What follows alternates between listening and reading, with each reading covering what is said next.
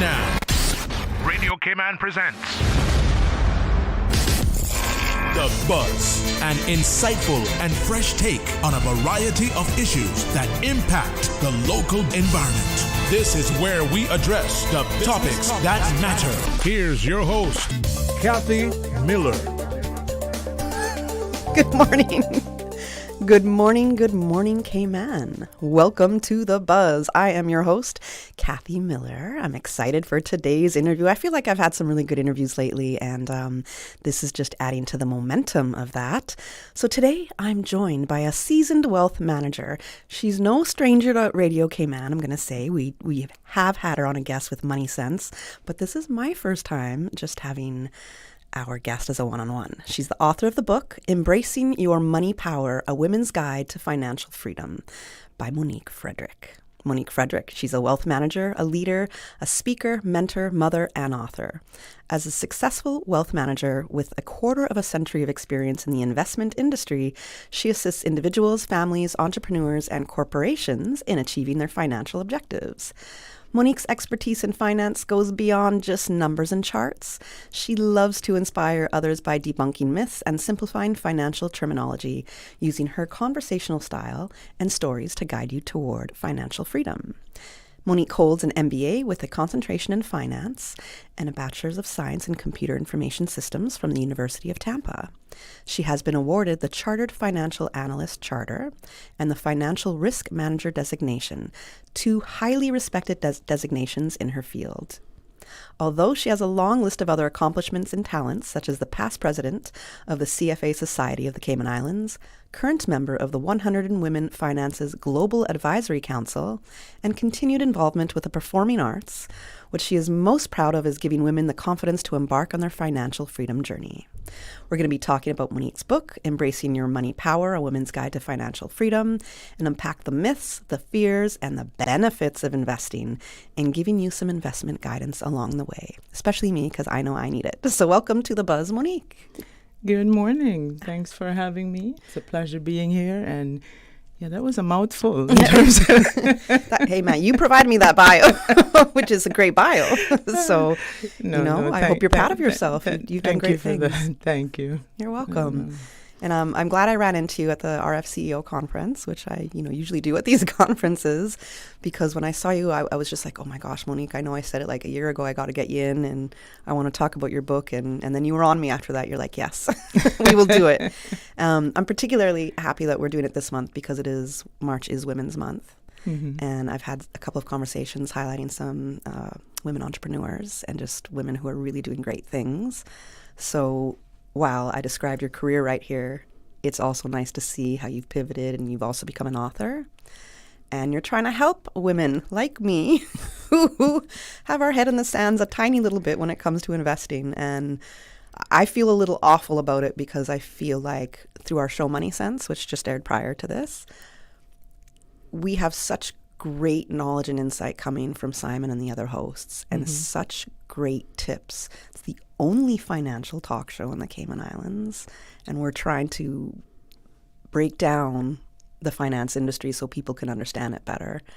And there's been a wealth of information that I've learned, and I still haven't implemented it. And that is one of the highlights in your book. You have the knowledge, you have the basic knowledge, but you have to start implementing. Implementation is the problem. And I was like, she is talking straight to me. Yes. So. No. I mean, it's talking to all of us, right? Because I strongly feel that, we all have areas of strength. And so there are always different things that, we will take that first step a lot more easily if it's something we're comfortable with. Yes. Right? So, while for me on the finance investment side, that's my background, but, in another area, I'm going to have the same problem, right? As everybody else, where it's really, it's taking that first step because it's, I think there's two parts to this.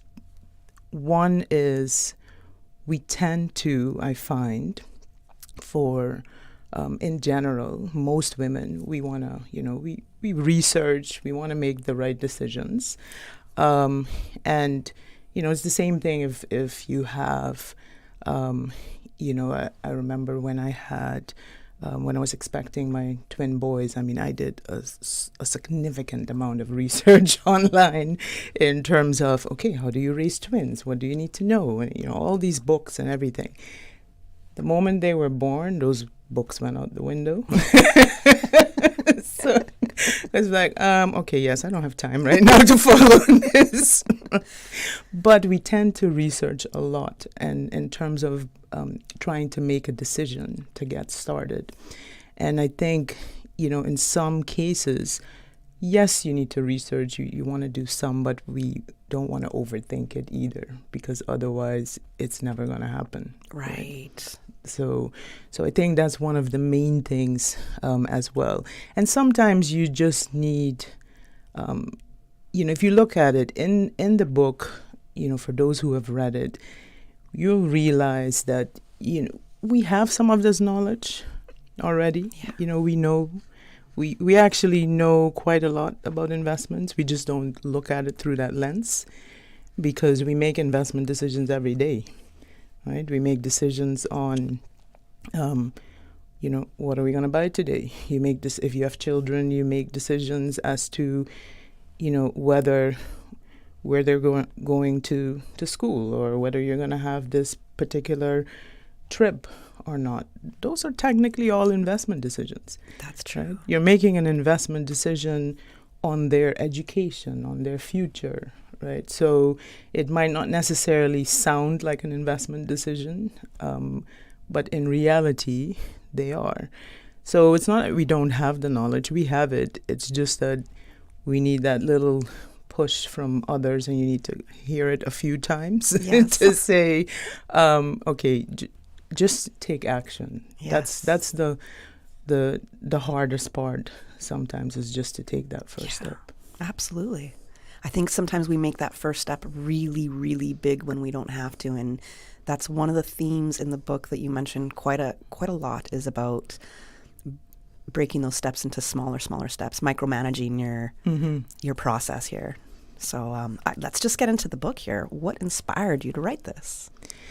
So, I enjoy explaining or simplifying things, because sometimes things just sound a lot more complicated than they need to be. Yeah. Especially in finance, I want to say. Yes. Finance and tech, right? Yes. There are a lot of acronyms. There are a lot of things there that, so it sounds very complicated. But the thing is, from in the conversations that I've had with women throughout the years, one of the things that the feedback that I got a lot was, thanks for taking the time and explaining it to me. I would have had conversations with couples, but I'm always ensuring that the wife is also included in the conversations if it's a situation. Not to say that not all women are, because in some instances the women are actually controlling the finances. Mm-hmm. I've been in those conversations as well.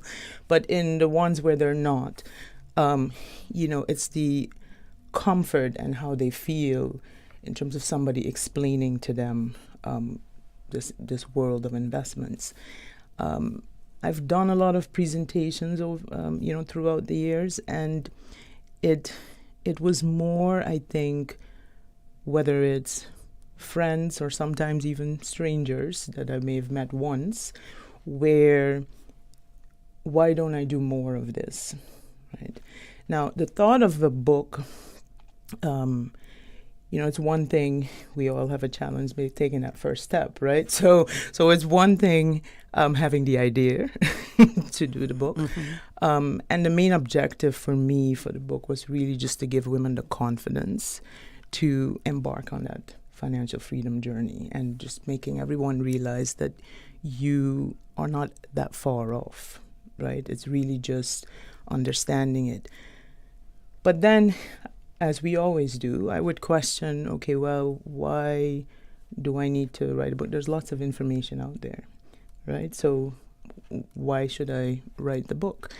And it was, there was a coach that I specifically worked on in terms of the book. And she reminded me, and it is not about the information that's out there, right?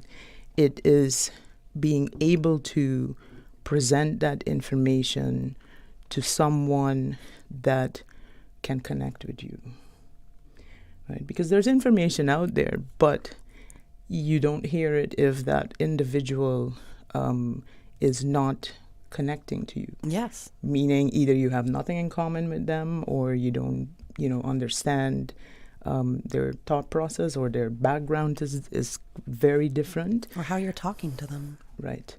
So that was part of the push of trying to get it done. And it wasn't something I would say that would necessarily in my comfort zone. Like writing is not the issue. I mean, I've done articles. Speaking is not the issue. Mm-hmm.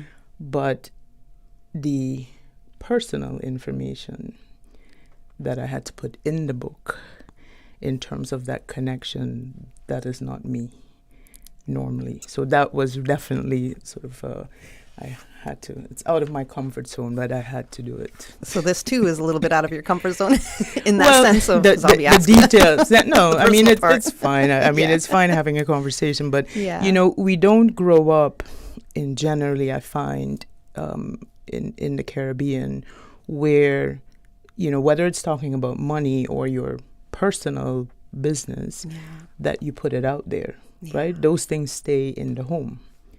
Right, so you don't typically have those kinds of conversations. So yes, it was a different experience for me to go through that, but I did it.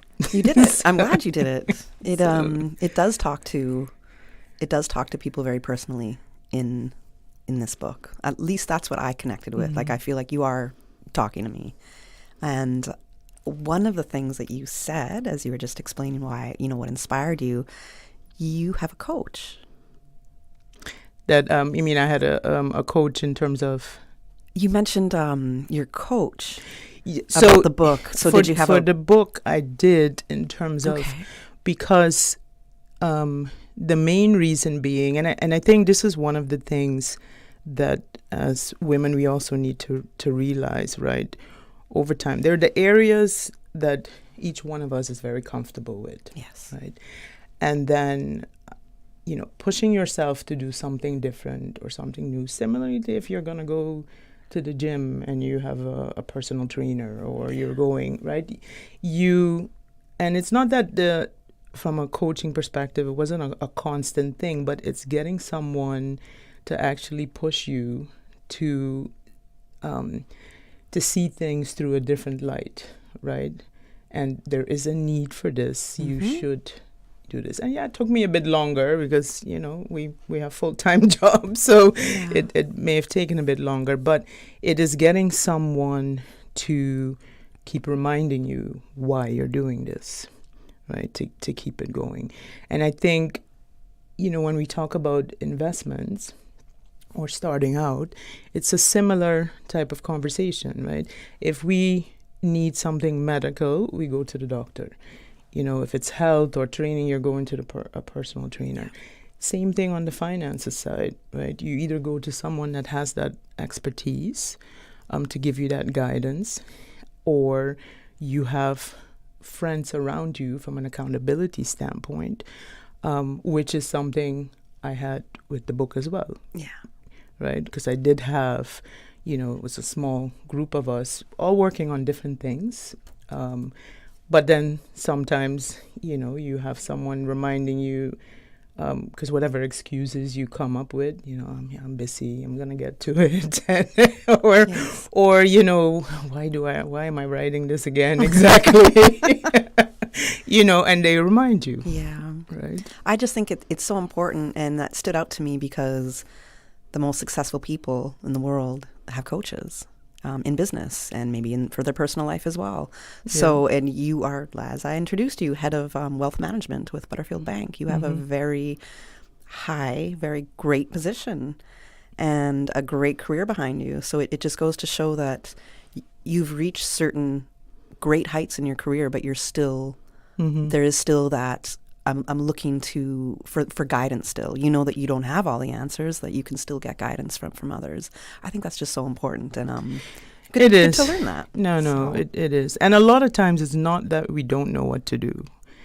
It is just that you need someone to keep reminding you when things get hectic, and to keep pushing you. That's the main reason, because it's not that we don't know what to do. That's a question I've asked in a lot of my interviews lately, depending what the subject is. But it's we know what to do. We know to do better. So why aren't we doing better? Why aren't we taking these steps? And that's something I'm pretty sure all of us can relate to in whatever areas of our life. Mm-hmm. Take us back to your childhood. So your earliest memory of money, if you have that, or your understanding of what it was. Yeah. So it's interesting because for me growing up, money was connected to, or the way my dad positioned it, money was connected to performance and achievement. Because what he used to do is, so every year end, as we're in school, your grades at the end of the year would determine the allowance that you would get for that summer from a spending perspective. So if you had a trip to Miami, let's say, and you're, here's your allowance in terms of if you want to go buy clothes or shoes or whatever you would like to do, but it was based off of your grades. So an A would have had a certain value assigned to it, a B would have a different value assigned to it. Now, there are, whether that was a good or bad thing, that's a different conversation, mm-hmm. because I know some parents would say they'd rather not do that.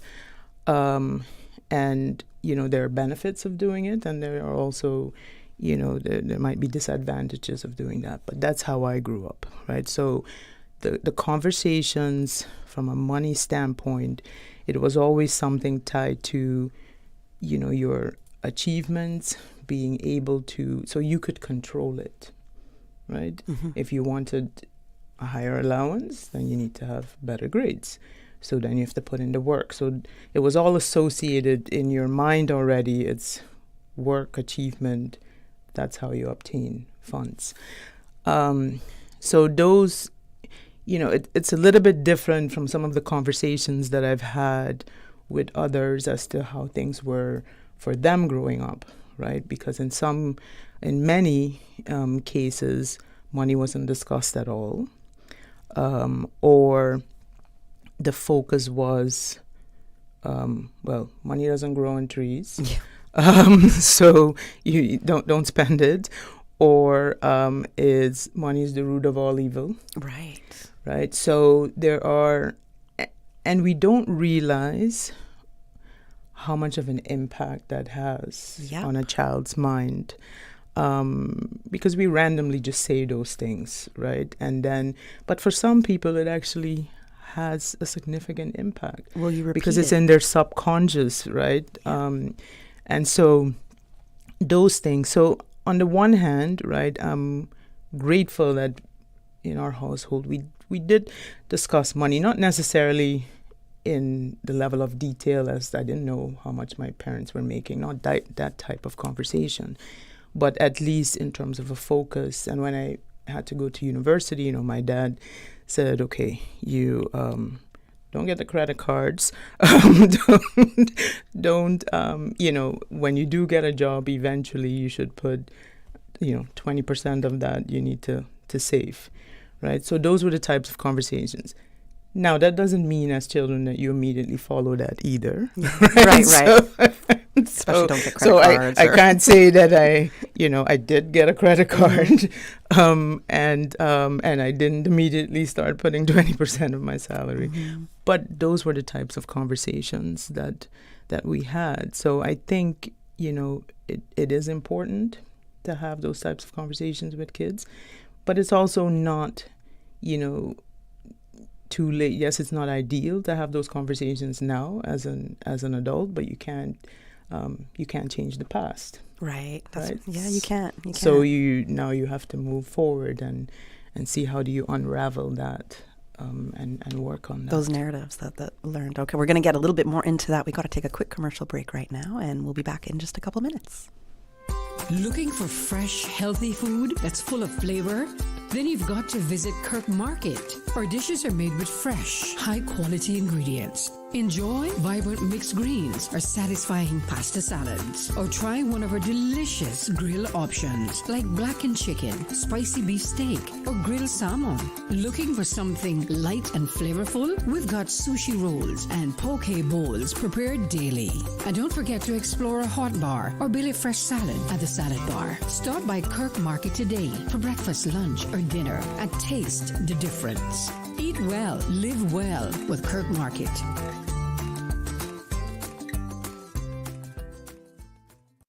How much you need to move depends on which stage of life you're in. Children and adolescents ages 16 to 17 should engage in 60 minutes of moderate to vigorous activity daily, such as running, climbing, and jumping rope. Whereas seniors aged 65 and over should aim for at least 150 minutes a week of moderate intensity activity, such as brisk walking, along with strength training and balance activities at least 2 days a week. Your health matters. Let's step into Wellness Cayman. Log on to gov.ky/MoveItCayman to join the challenge today. What matters most to you right now? The cost of living, housing, jobs, healthcare, safety? The Cayman Islands government has set 7 national priorities for 2026 to 2028, focused on areas that affect daily life, from preparing Caymanians for opportunity to improving quality of life and social stability, to strengthening Cayman's long-term resilience. Learn more about the 7 broad outcomes at gov.ky/priorities. 7 priorities, 1 Cayman. Do you know a Caymanian living and working overseas who's doing big things and making us proud? Cayman Connection has officially opened nominations for the 2026 Making Waves Awards, celebrating Caymanians who are making a positive impact around the world. If you're thinking about somebody right now, it's no time like the present to nominate them and give them the recognition they deserve. The process is simple and doesn't take too long. Just visit caymanconnection.org/nominate. Nominations close April 13th. It's time to big up our people. Do it today. Your mornings just got a whole lot buzzier.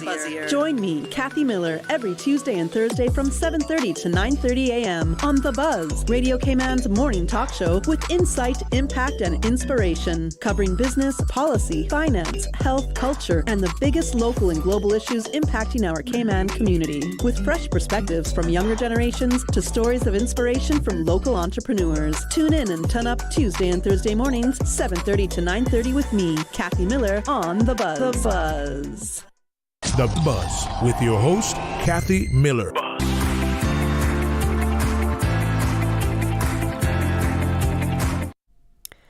Okay, good morning. Welcome back to The Buzz. I'm your host, Kathy Miller, and in studio with me, I have Monique Frederick.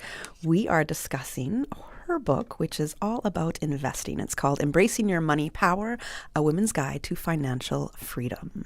And Monique was giving us a bit of an introduction to her life, where we heard a little bit about her career, the inspiration behind her book, and just her earliest memories of money. And we touched on narratives of money as we grow up. So some of the things we hear, is money discussed in the home? And if it is, you know, how is it discussed? Are we embarrassed to talk about finances? You know, should we be proud of what we're trying to achieve, talk about our financial goals? There's certain narratives. So I want to know if there's any other kind of narratives that you grew up with that you might have also heard from friends that shape the way you think about money. Yeah, I think one of the main ones, you know, is that you keep those conversations inside the house, right? So when it comes to money, and you see this as well, why sometimes we don't go and ask, or women are not going to necessarily ask the questions or help in terms of trying to make those decisions, because there is a certain, whether it's true or not, but there's a certain types of stigma or shame connected to, okay, if you're going to ask questions about money, that means something is not working in your household, right? I think in a lot of, especially in I wouldn't say it's only Caribbean families, because having spoken to women all over the world, in many cases it's still a similar issue, right? That there are no discussions in the family that prep you for those money conversations or investments. The other one is that a lot of times, in some cases, if there were discussions or arguments that they may have witnessed from their parents, 50% of the time it was an argument about money. Right? So, so all those things kind of sit with you growing up for many individuals. And then going to ask the questions, then you would have to, because we think, okay, if I want to have this conversation maybe with a friend, let's say, does that mean now I need to share with them exactly, okay, how much I'm making, what are we doing, what's happening? But that's not really necessary, right? But I think that's how we have grown up, that you think you need to share a lot of information. It is more just having those conversations in terms of, well, what are you doing? Or what are you looking at? Or, well, maybe there's something you can do together, not meaning that you need to invest together, but you're on that journey together at the same time. And the other point to consider, because sometimes we think, it needs to be with people that close friends or family. Sometimes actually having a connection or having some accountability partners that you have no connection with may actually be a better thing, right? And I have seen that in terms of, when you do different, I'm a lifelong learner, so I'm always doing some type of self-development type course, and you meet individuals in some of those things, and then it create groups, right? And it could be a group of maybe just 4 people, and they may all be on different journeys, but that's not the point, but that is also the point, because you're not necessarily doing the exact same thing. You're just holding each other accountable and having those conversations, right? Because it's easy when, I was in a group with individuals that weren't even in Cayman, right? And so what excuse am I going to have when I say, well, traffic is really bad? And like, yeah, and? It's like I couldn't make it to, so that's why I didn't do that. You know what I mean? So sometimes having individuals that are not necessarily in your immediate circle might also be a good thing.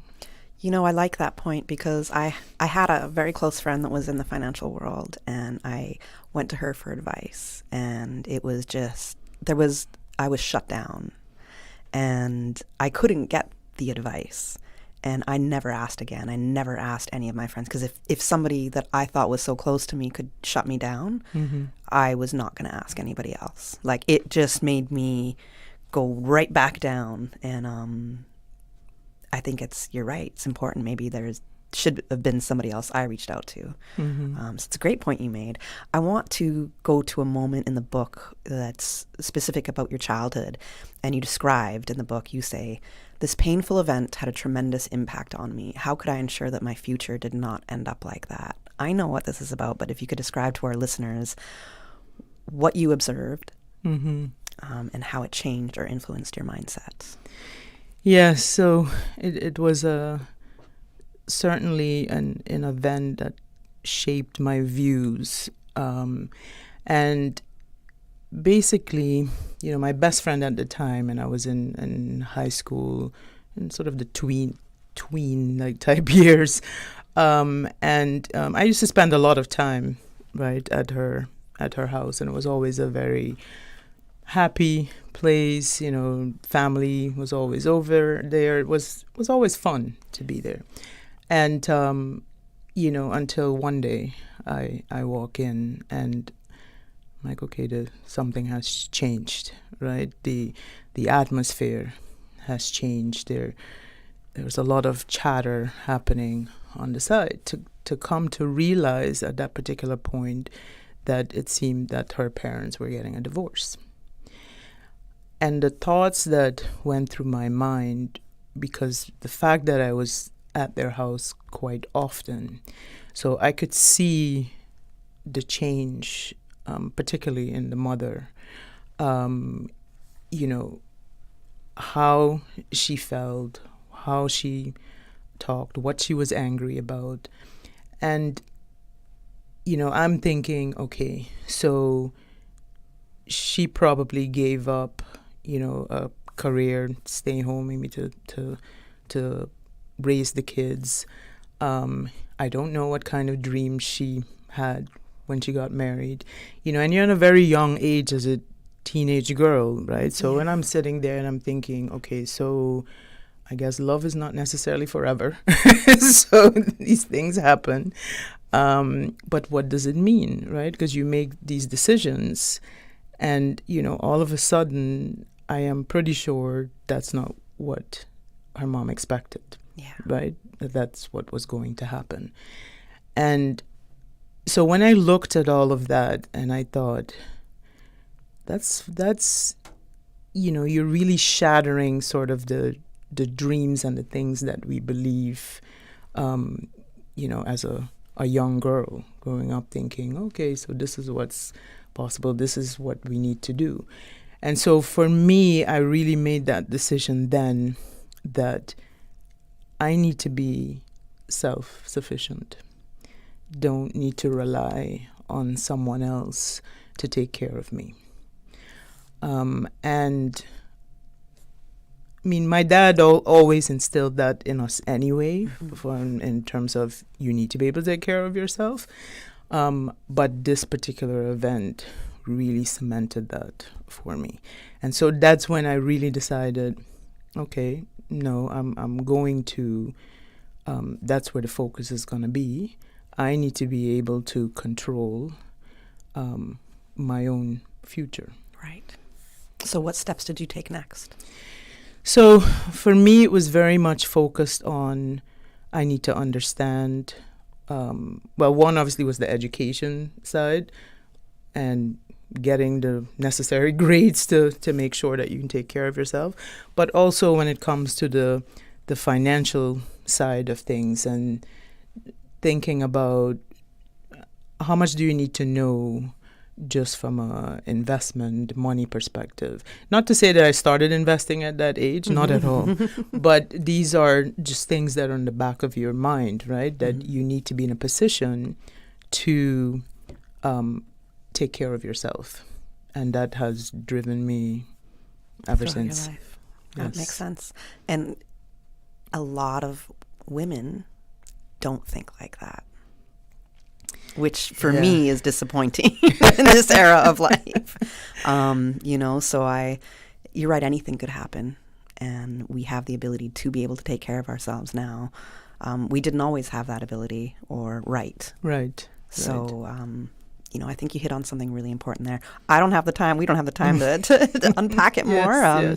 We got to go to next commercial. It's our last commercial break. And when we come back, we're going to a little bit more into the story, but then we got to hit some of those myths about investing, the fears, the misconceptions about women investing, and how we can get started. We got a lot to unpack in the next few minutes. All right. Looking for fresh, healthy food that's full of flavor? Then you've got to visit Kirk Market. Our dishes are made with fresh, high-quality ingredients. Enjoy vibrant mixed greens or satisfying pasta salads. Or try one of our delicious grill options like blackened chicken, spicy beef steak, or grilled salmon. Looking for something light and flavorful? We've got sushi rolls and poke bowls prepared daily. And don't forget to explore a hot bar or Billy Fresh salad at the salad bar. Stop by Kirk Market today for breakfast, lunch, or dinner and taste the difference. Eat well, live well with Kirk Market.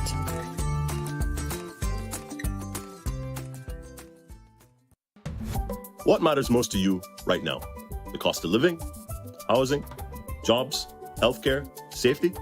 The Cayman Islands government has set 7 national priorities for 2026 to 2028, focused on areas that affect daily life, from preparing Caymanians for opportunity to improving quality of life and social stability, to strengthening Cayman's long-term resilience. Learn more about the 7 broad outcomes at gov.ky/priorities. 7 priorities, 1 Cayman. Cayman, it's time. The DG's 5K Challenge returns for Deputy Governor Franz Manderson's final year leading this beloved tradition, uniting us since 2014. This year supports Special Olympics Cayman Islands, Jasmine, and the Cayman Islands Breast Cancer Foundation under the theme, Honoring the Journey, powered by Heart. Catch the action March 29th in Grand Cayman. Start time 6:30 a.m. Run it, walk it, show your heart. Register today at racecaribbean.com. Hey folks, thanks for your patience. We'll be taking off very shortly. Should be wheels up in about 40 minutes. And due to a bumpy ride, snacks and beverage service has been suspended. AC has given us some trouble. Sorry folks. And Wi-Fi is out. And so is the entertainment. Yeah, I'm sorry about the smell, folks. We are aware. I know. Just one more quick note. We are going to have to deplane. Come on! We're like the plane ride that isn't a nightmare. CG Britgay. Good like that. Celebrating 50 years of broadcasting in the Cayman Islands. 50 years of music. This is Radio Cayman, 89.9 FM. 50 years of life. We are the rhythm of the city. Radio Cayman. The Buzz with your host, Kathy Miller.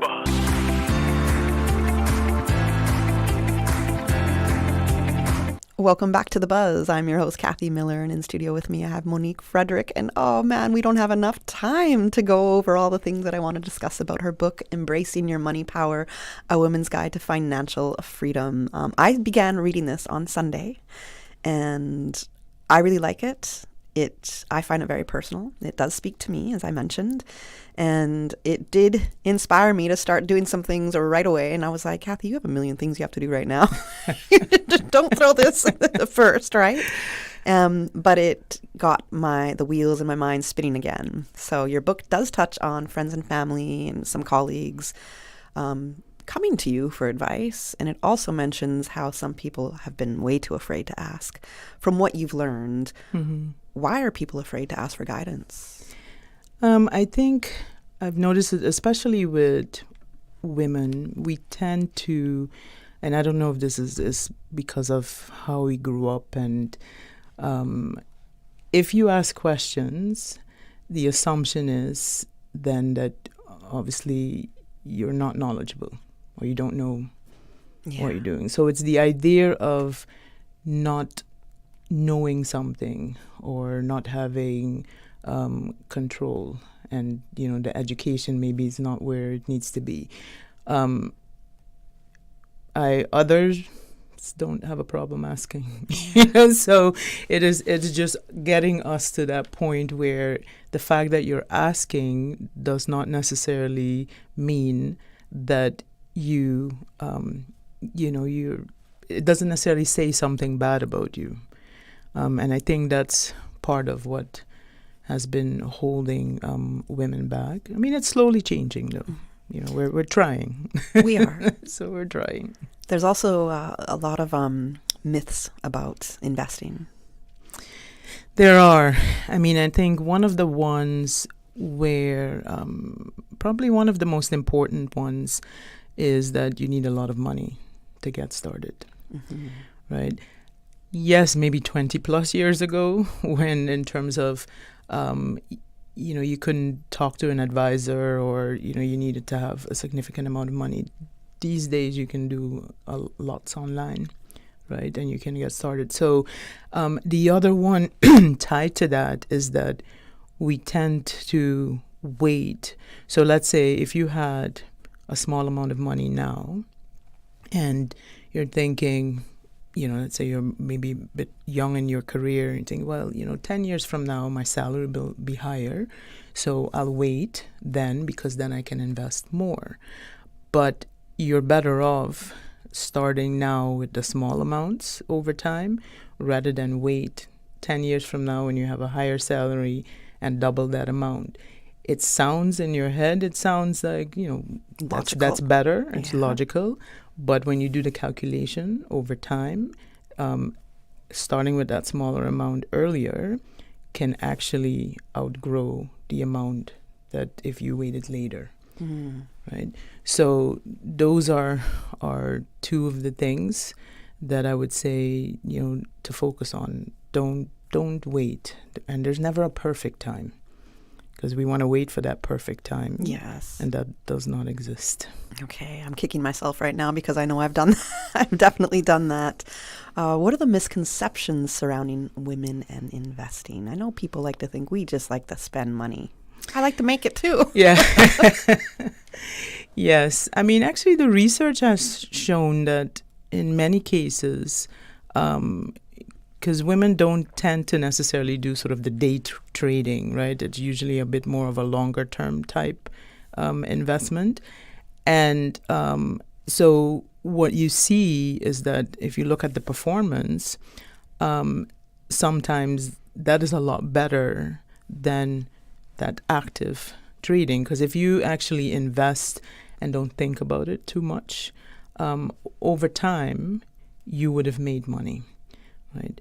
But when you're constantly watching it, and you're like, okay, well, I know something's happening today. Let me sell and let me buy it back and let me typically, and this is for all human beings, typically, that does not necessarily work in your favor because it's very difficult to time the market, right? We can't read exactly what's going to happen half an hour from now, right, in terms of the market. So women are not very active traders, but that has also worked in their benefit.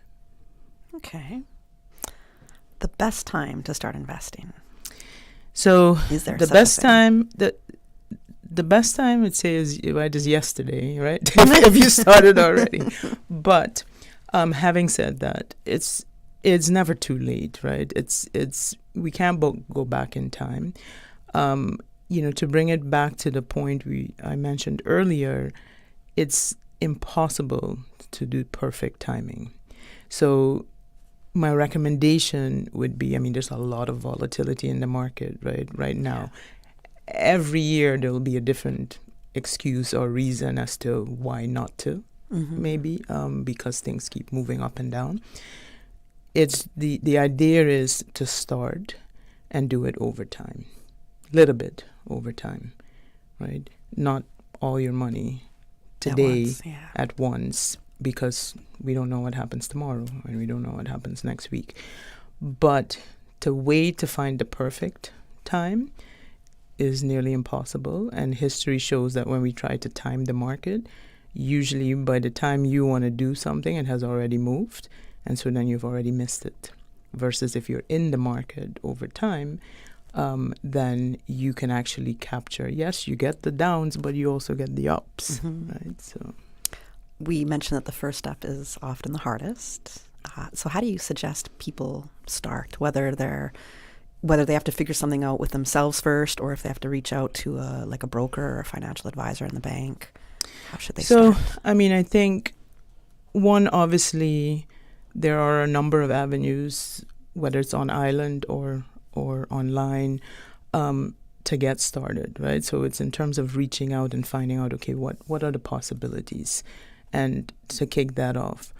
But even before you do that, what I would recommend is that you write down the goal in terms of what you're investing for. And when I say the goal, so let's say it's retirement. I would not write retirement. What I would write is, okay, the ability to spend time with my grandchildren, or the ability to spend more time in nature, because that's something I love to do.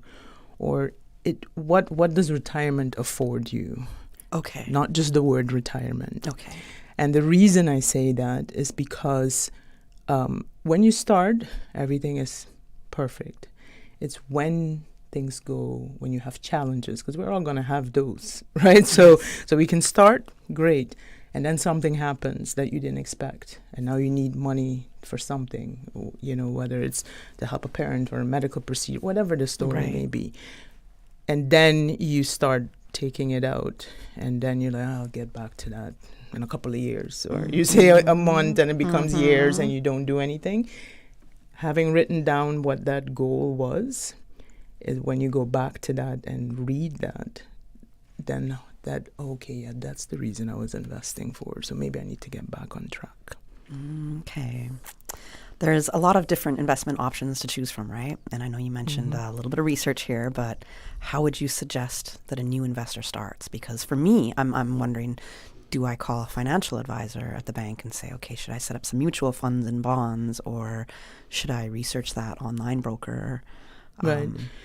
I think for those that are starting and wouldn't feel comfortable just going online and purchasing something, I would say reach out to one of the institutions, right, on island, at least to provide that guidance. What are the possibilities? Because for every person, depending on your age, your circumstances, what the goal and objective is, the appropriate type of investment might be different, right?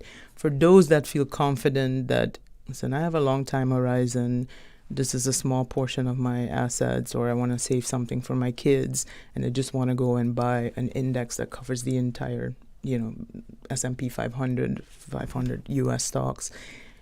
That is easy to do online. It's more when you have some of those other questions, like I'm not sure what the best type of investment is for me based on my situation, then I would have those conversations with, to reach out. And there are several on island that are able to assist. Well, I promise you I'll be doing this. I said that you have a couple of key insights that I got from your book for sure. And one of them, when you spoke about having groups of people to hold you accountable, I thought, okay, there's a couple of my friends that I know have a business. I don't know if they do investments. We've never spoken about it. But now I've thought about it. I'm going to be reaching out and saying, let's talk about this, and let's have a once a month meeting where we can just talk about this, even if you're way ahead of me. Yes. Let's talk about it. So I love those things. You did mention about, if there's a loss in investment, and that could be a real big fear with people.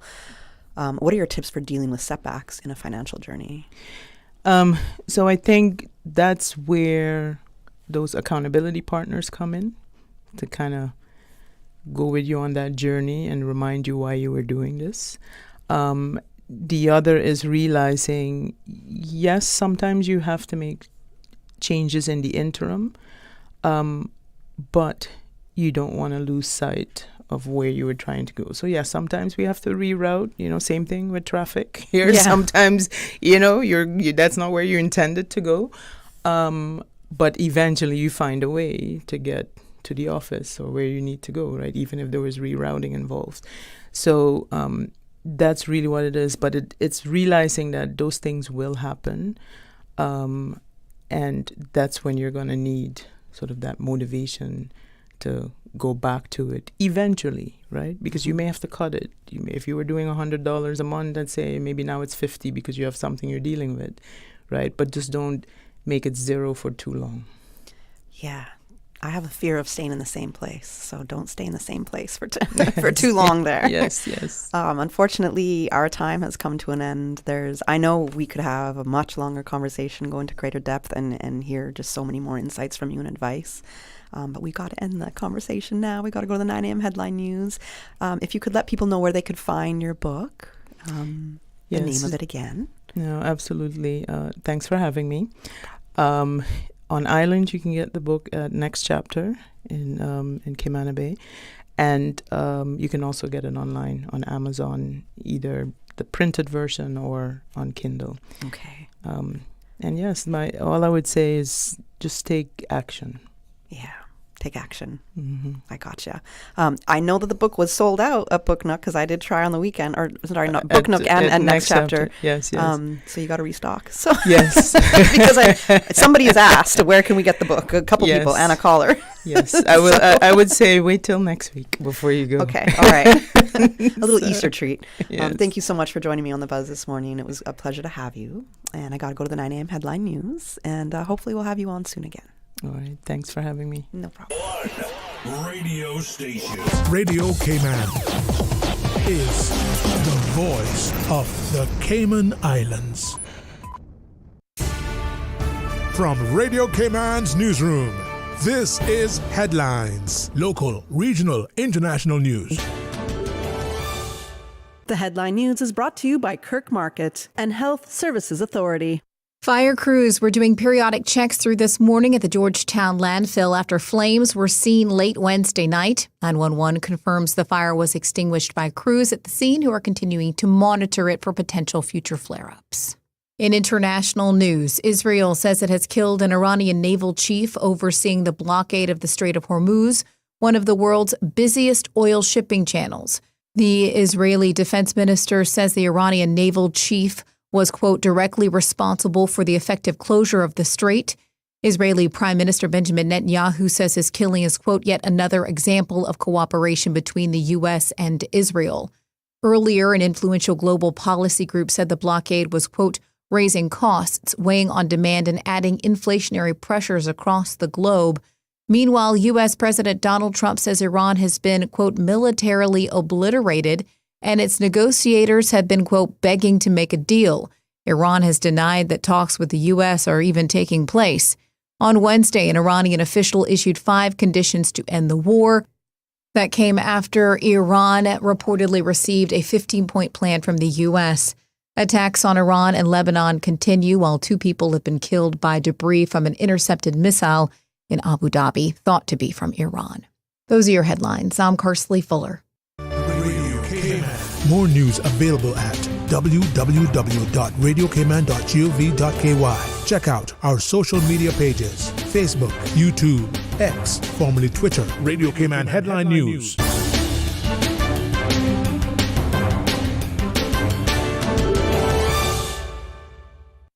At HSA, we strive to provide the highest standard of care with compassion, integrity, and dedication. And so we say thank you, Cayman, for continuing to make us the most awarded organization on island by voting us the best of Cayman Islands in 9 medical categories. Your support reminds us why we do what we do, to serve the Cayman community with kindness and excellence. To find out more about our award-winning services, visit hsa.ky.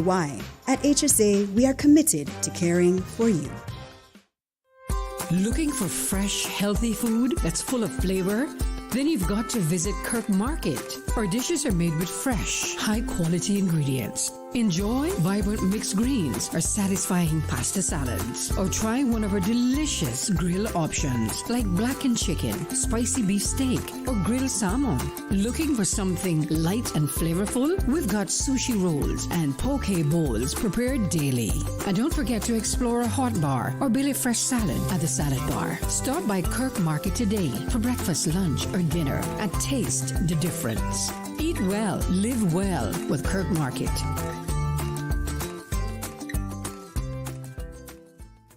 The Buzz with your host, Kathy Miller.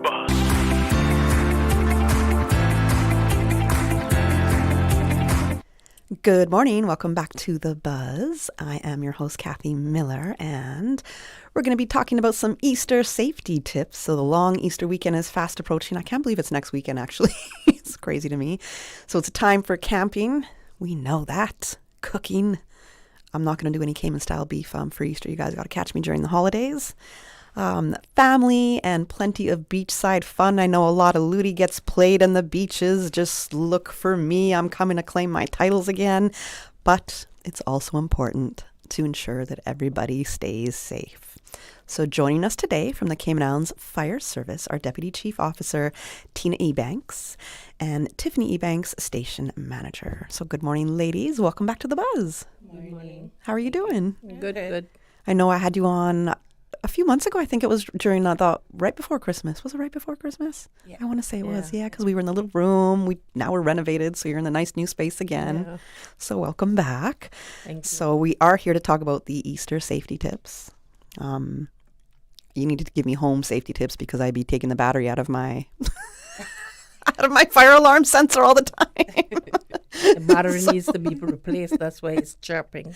No, I boil water and it goes off, Tina. I'm not lying. And I'm like... So you need to get it replaced with a heat detector. Thank you. All right. I'm sure hopefully the landlord's not listening to any of this right now.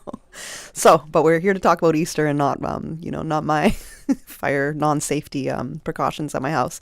Okay, so the biggest mistakes people make when lighting fires on the beach at campsites. So I would say the biggest mistake is that it's illegal. you should get permission from PLC, which is Public Land Commission, and fire department to actually light a bonfire. Additionally, I guess doing it too close to your tents, vegetation, and any other combustible materials. Yeah, because wind, to me, like wind will pick it up and all the rest, but I didn't know it was illegal. Yes. Not that I don't break the law, of course, but okay. So that's a big thing. Is there tons of fires that go on? On the beach side? Yeah. Especially during Easter, yes. Yeah, okay. So how, well, if we're not allowed to light any fires, but we are, how far should we be from the tents and the trees and the vehicles to be considered safe? So if we're going to break the law, how should we break it properly? So we recommend like at 10 to 15 feet away from any combustibles. Okay. And how do the police and the fire people inspect this? Are you guys patrolling the beaches or? We definitely check, and by doing this safely, so we can make you safe even when you're not being legal. So definitely they will be checking. Like I said, just reach out. If you're planning to, just reach out to PLC and the fire department and let us know. Okay. It's not that hard. Just let us know you're going to be doing it. That you're going to be doing it? Yeah. Okay. All right.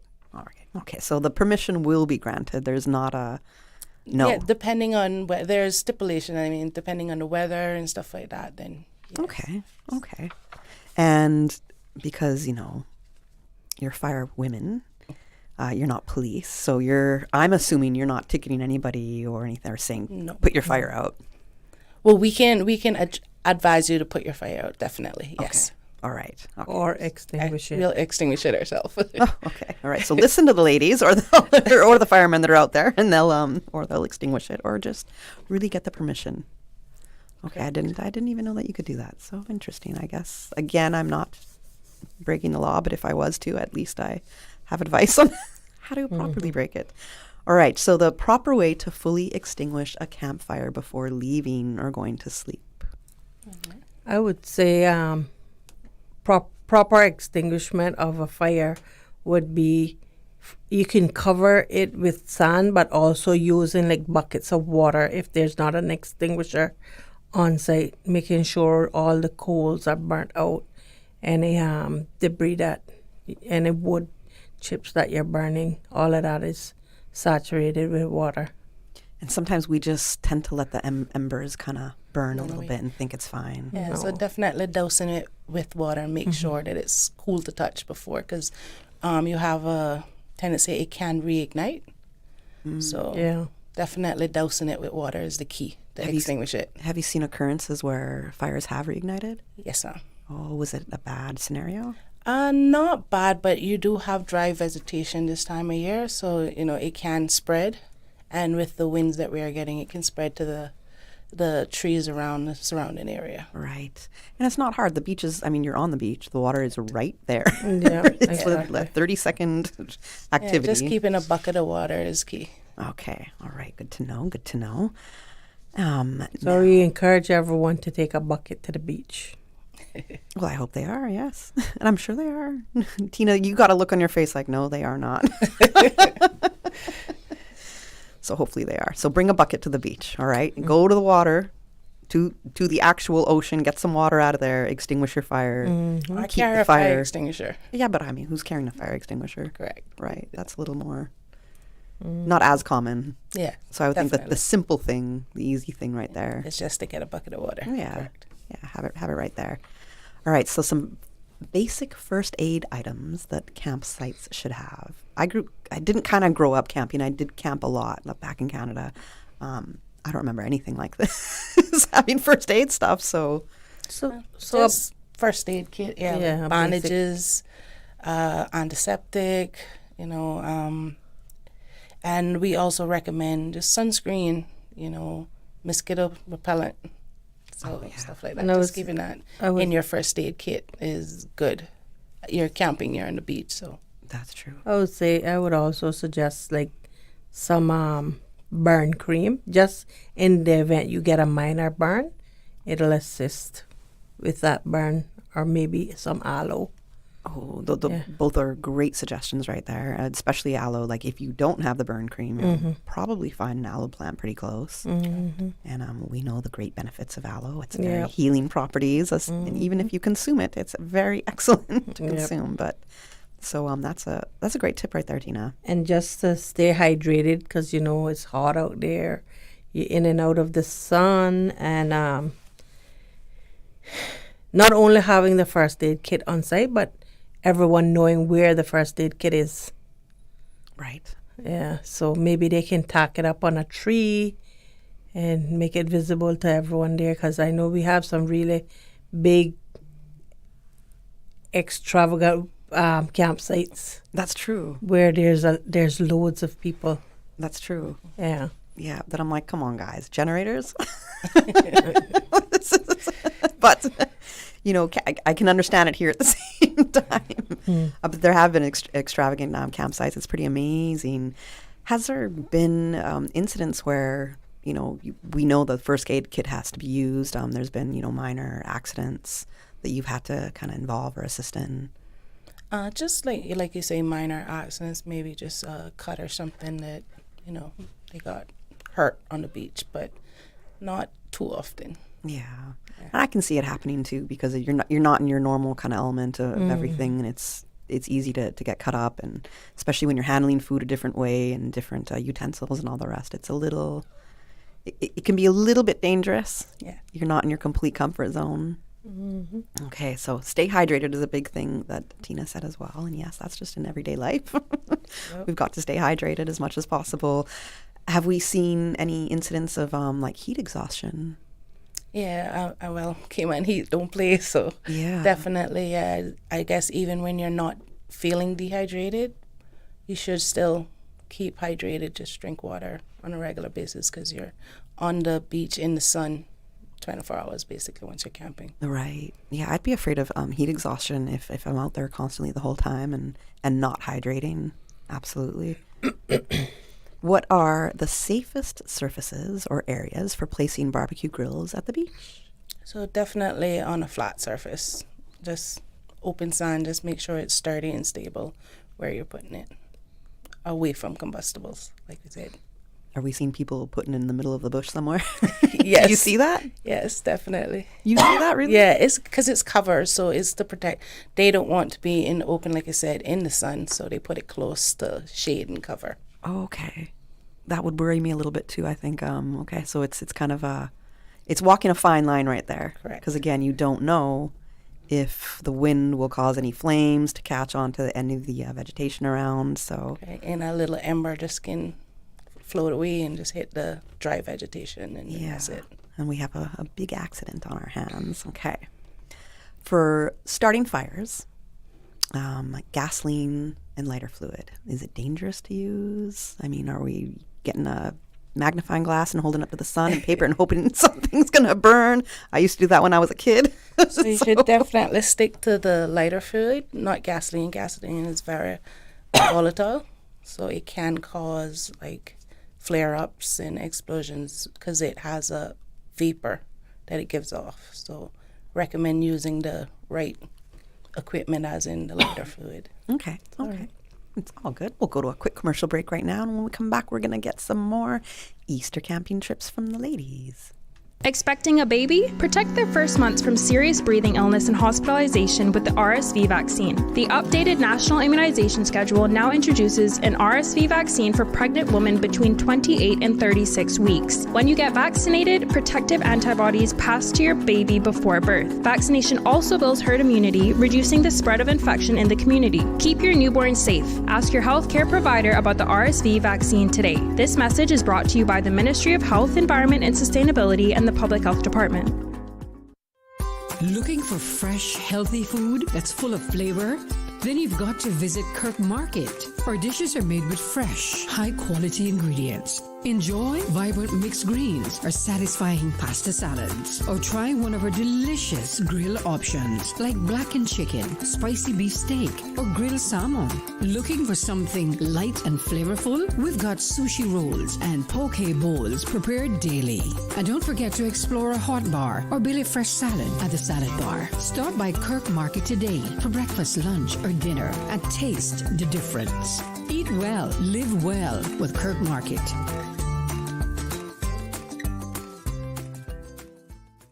Saturday, April 18th, will be the gathering of the future. The gathering of budding scientists, budding botanists, budding engineers, budding medical specialists, marine biologists, systems architects, and much, much more. The Rotary Central Dr. Bill Rudy Science Fair will be at the Arc Commander Bay 8 a.m. to 12 noon. The gathering of the future. Students from over 15 schools across Cayman. Save the date, April 18th. The Rotary Central Dr. Bill Rudy Science Fair, sponsored by CUC, supported by the Cayman Motor Federation. Sign up today, rotarysciencefair.ky. The future is sparking. Find out about all the community happenings from nonprofit, community fundraisers, church events, and more with Radio Cayman's Community Bulletin Board 3 times daily. Don't be the one to miss out on the latest information for events taking place every day on all 3 islands. Radio Cayman's Bulletin Board, brought to you by UCCI. Visit www.ucci.edu.ky. Choose your dream and blaze your trail today. And the Lions Club of Grand Cayman, serving the community for over 5 decades. The community calendar, also brought to you by Baptist Health International, healthcare that cares. Radio Cayman's Community Bulletin Board. The Buzz with your host, Kathy Miller.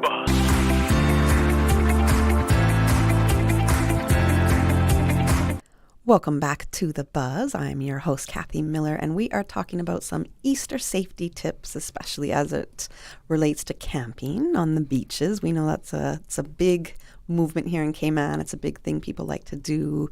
You're going to see the beaches. It's almost a few days before the Easter weekend starts. People have their spots all picked out. They're already claiming their land that they're going to take during the Easter weekend. And joining me right now, we have Tina Ebanks. She's the Deputy Chief Fire Officer, and Tiffany Ebanks, the Station Manager, and they are with the Cayman Islands Fire Service. Now, we were getting some tips if you're going to be cooking out there, how to set up your grill. And for the parents that have children running around, what do they need to keep in mind when they're cooking out there and they have all these kids kind of running around as well? What kind of safety tips do you have for the children? Or, sorry, for the parents? Well, I guess it's just at home, so just make sure never leave your grill or whatever you're using to cook unattended. Make sure, I guess, keep that area, the cooking area, as a no-play zone, so to say. That kind of helps protect and make sure the kids stay out of that area. Yeah, I agree with you on that. No-play zone is a good idea. Now, I mentioned generators, and I'm like, I can't believe people have generators out there, but I also, understand with the heat. So the dangers of running generators too close to tents or sleeping areas. What are the dangers with that? So, like we said, generators produce carbon monoxide, which is an odorless gas, and it can be very deadly. So the dangers is having it too close, and it can fill in your tent. So definitely keeping it away from the campsite in an open, ventilated area. That's a great tip. Downwind of the campsite. Say that again. Downwind of the campsite. Okay. Good tips right there. Can you recognize early signs of carbon monoxide exposure? Definitely, if you feel fatigued, nauseous, there are some of the signs that you can see. And if more than one person feels it, then definitely it's something to be aware of. And definitely we would recommend just going in fresh air and calling 911 if you need assistance. Wow. Have you ever had any cases of carbon monoxide poisoning? I've responded to one incident with domestic, but the guy had it inside his house. Okay. So it does happen. It does happen. Interesting. Okay. Well, hopefully it doesn't happen. Definitely. These are tips to prevent anything from happening, people. So we don't want it to happen. So maybe they are listening after all with making sure their generators are far enough from their tents and sleeping areas. And I have no idea about this, what's the correct way to refuel a generator safely? So definitely shutting it down, making it cool before refueling. What's the importance of making it cool? It can ignite if the gasoline hits because of the temperature of the generator. So it's definitely good to make it cool. Like I said, gasoline gives off vapors. So we have to be mindful there's no open flames or the heat can actually make it combust. Okay, good to know, because I would not be waiting for that to cool down. That's a good tip right there. Okay, now the campers properly disposing of hot coals and ashes. Are they doing this? No. Are we providing them, I guess, I don't know if it's a bin or a proper disposal facility for them to be able to get rid of stuff properly? I don't think there's any, but the best way is definitely, dousing them with water, like we said, really submerging them, and then containing them, not leaving them on the beach or anything like that, containing them and throwing them away, definitely. Okay. I feel, I think it's a good idea and I know this won't be your responsibility, but whoever's in charge of, the parks and beaches and all the rest, if we were able to kind of provide some bins or whatever kind of something.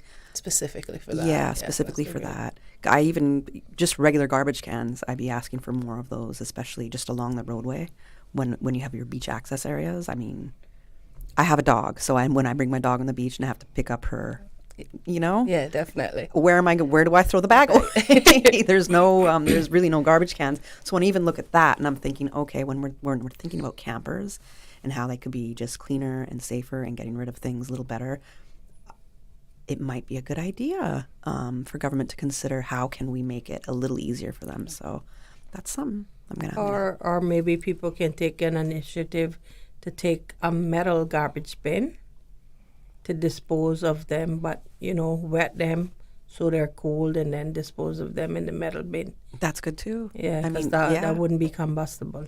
We're not going to get these bins provided anyways right away. Not right away. It's just an idea. Not right away. So it's a great idea. Bring your own metal bin specifically. Yeah. Okay. Don't bring no plastic bin. That's for sure. A metal bin. Okay. So that is one way that people can help protect our beaches and the environment in properly disposing of the waste. Now, if there is a fire emergency, is 911 the only number that they should be calling? 911 should be your first call. Absolutely. Calling 911 gets you the quickest response from fire, police, or EMS. Okay. Are people calling somebody else other than 911? So mom and dad? I guess because maybe the fire station number, or someone you might call, but the best route is 911. Okay. Have there been incidents of fires on the beach during camping? They have, yes. Oh, tell me a story. I guess just like I said, making the embers blow off. So we did have like a brush fire where it caught vegetations around the area. And they tried to put it out, but it got away from them. Oh, wow. Were they affected? Was anybody burnt? The campsite burnt? No, luckily it was just open vegetation. Luckily the beach didn't have too much anything there, so no one was burned. Yeah. Okay, so no lives were harmed per se. Yes. A little bit of the vegetation, but... Oh, okay. I feel like we don't have a lot of fires, but then sometimes we do, and it's like... I think we have a lot, just don't hear about it. Oh, really? That's another story. No, please. Share. Tina, what about you in your years and experience? What have the fires been like on the beach during Easter, during the camping season? I don't recall ever responding to any campfire incidents of the times that I was on the front line. So I really don't have the experience. I know of the one that she's speaking about, but nothing major. I think that's pretty good. I think it's a pretty good indication that people are compliant and being aware, being safe. And trying to take care of the beaches, and as you said, being safe and not ruining the experience for future years. I mean, for the amount of fires that are burnt during the Easter time, I think it's very low in incidence. We have more fires with vegetation just from people burning vegetation to get rid of it from their land, and then it continues to spread and become a nuisance, become a hazard, a health concern. So during Easter it's very little. Okay, that's nice. To none. I'm surprised actually. Yeah. I expected to hear some You crazy know, stories. people take real pride in cleaning up their campsites and making it the best it can be.